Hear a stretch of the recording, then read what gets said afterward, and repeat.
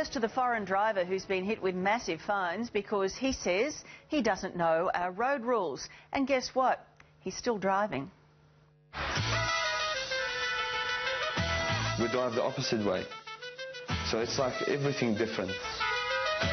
I'm driving an international driver license in different country, different rules, different way. This is a new thing for me, new rules, the toll way.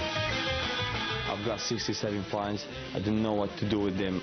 By Elias Shabad's own admission, he has no idea about our road rules because this is where he learnt to drive, on the streets of his homeland, Jordan. You can see here, there's no rules. I came here, no rules. No one teach me here. But used to this all massive rules and a lot of rules here.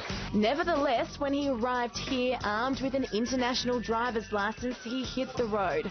And now the fines have hit him back. We've got here 20,000 worth of fines and warrants and late fees. In a 9-month period, he racked up more than $23,000 in infringements and 89 demerit points, the equivalent of losing his licence more than 7 times over. And guess what? He's still behind the wheel. Do you think you should still be allowed to drive? Yeah, I am still driving, actually. You're still driving with all of these notices? Yeah, I'm still driving, and this is my international driver license that I drive with. And the police accept that? Yeah, the police sometimes, you know, they stop people on the road and stuff. They stop me and check, you're free to go, no problem. International licences are too easy to rort. You can drive on them for a long time and you're really not accountable. Radio 3AW's Neil Mitchell. Well, let him drive in Jordan. He wouldn't have to spend too long on the roads here to work out that there are laws, you do follow them and you don't speed. It only takes one. It's a crash waiting to happen, somebody driving around like this. Would you say you're an accident waiting to happen? Yeah. Yeah. Obviously the system doesn't work, if there is a system at all. Motoring expert Sam Stevens says the law needs to change when it comes to international drivers. In other countries they can be completely different, not only because they drive on different sides of the roads, but some countries are so unbelievable with their road rules you can buy your licence. Elias claims he had no idea he'd clocked up so many fines.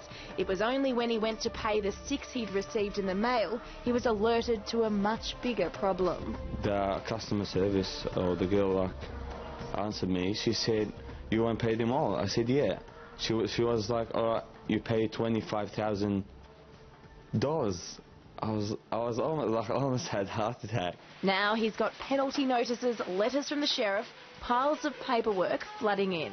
This is not all, because I throw bags and bags of these warrants because I got sick of it. I didn't know that it's happening. So like, if I've got the warning that I would do it, I wouldn't do it again. There's no get out of jail free just because you have an international driver's licence. Brian Cook from Go to Court Lawyers says despite what Elias thinks, it's likely he's been driving unlicensed. I would say on the basis that he's been here longer than 3 or 4 months or even 6 months, that he has an obligation to get a driver's licence in the state of Victoria.